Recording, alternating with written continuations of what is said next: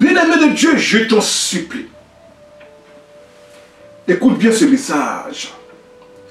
Car c'est un message qui va te mettre à l'abri de bien de tourments.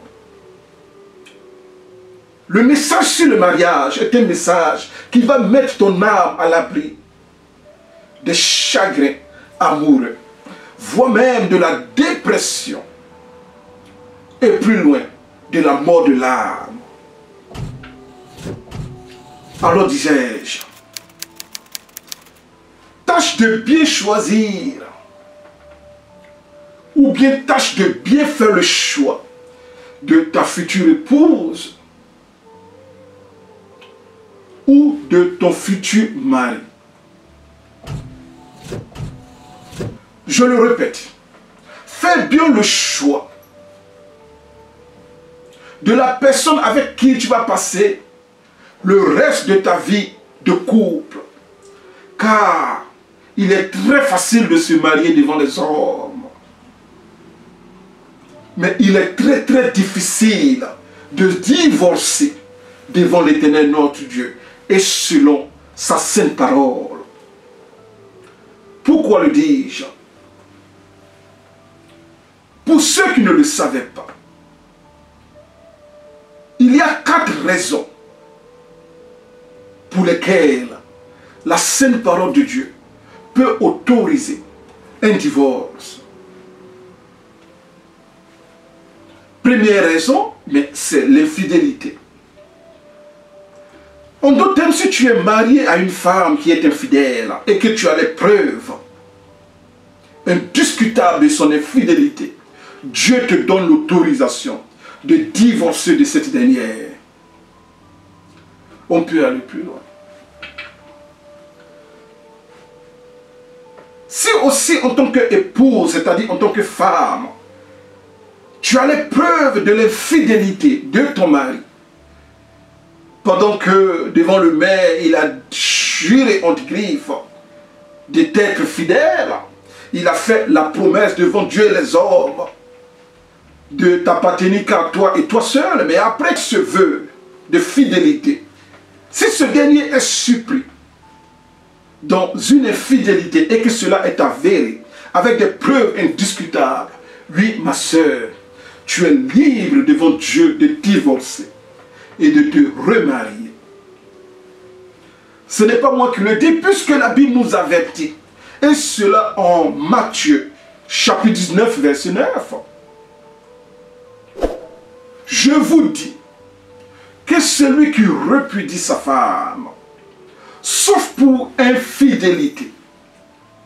Je reprends. Je vous dis que celui qui repudie sa femme, sauf pour infidélité, et qui en épouse une autre, commet un adultère. Alors, n'est-ce pas que ce passage biblique de Matthieu, chapitre 19, verset 9, est très clair? Si ta femme n'a pas commis d'infidélité, tu n'as pas le droit de la repudier et de te marier avec une autre. Mais ce verset est un verset unisexe, c'est-à-dire un verset qui s'applique à la fois à un frère en Christ ou bien à une sœur en Christ. Et je peux paraphraser pour dire,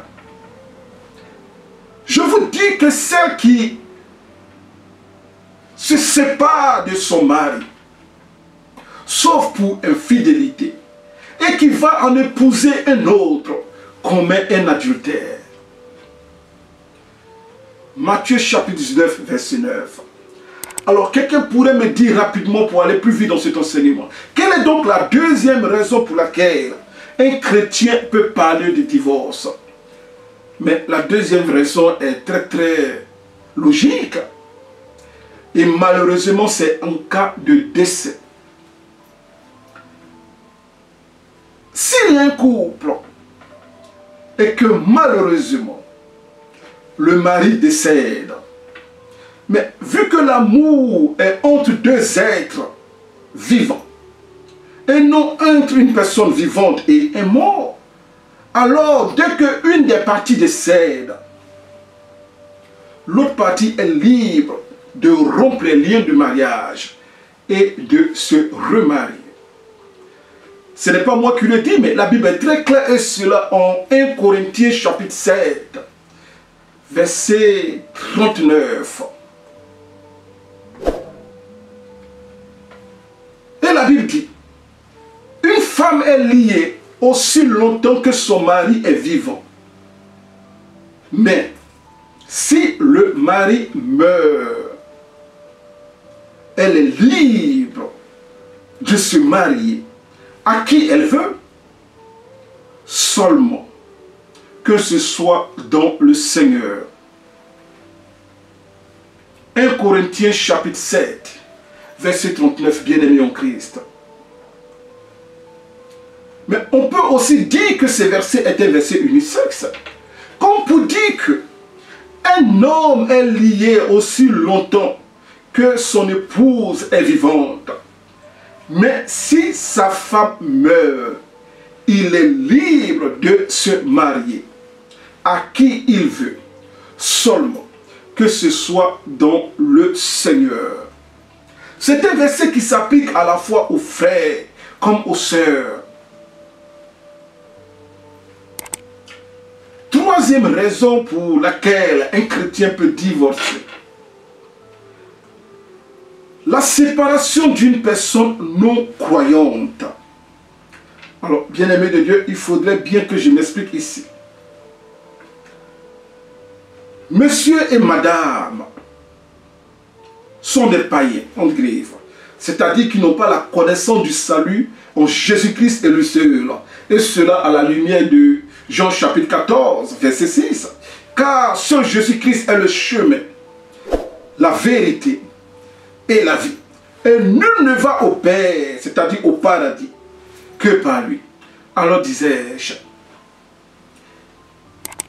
s'il y a un couple de païens entre griffes, et que madame, en allant un jour dans une boutique, mais est évangélisée, et après avoir entendu la parole d'évangélisation, qu'elle confie sa vie en Jésus-Christ, en mettant sa foi en lui, et en devenant chrétienne, et que son mari qui était précédemment païen, comme elle, dise, oh, parce que tu es devenue chrétienne, parce que maintenant tu veux sauver ton âme au paradis, je ne veux plus rien avoir avec toi, je veux le divorce.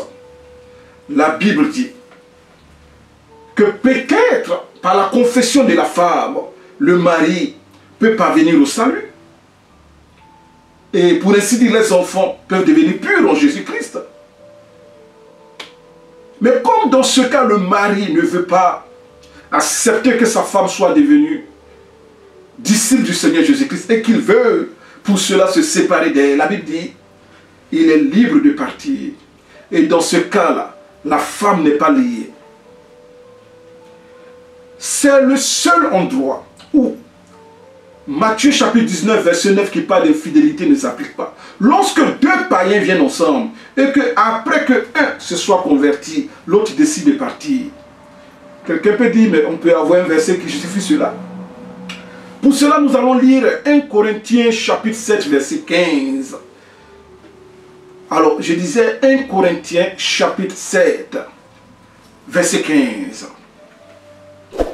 La Bible dit, mais si le non-croyant se sépare, et la Bible précise bien, c'est qui? Le non-croyant, le païen se sépare.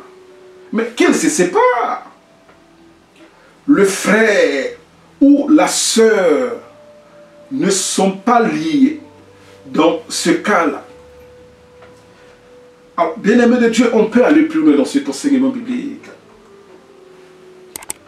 Quatrième raison pour qu'un chrétien, ou bien qu'on puisse parler de divorce, sans avoir peur des flammes horribles de la guerre, ou bien un divorce qui est conforme à la sainte parole de Dieu,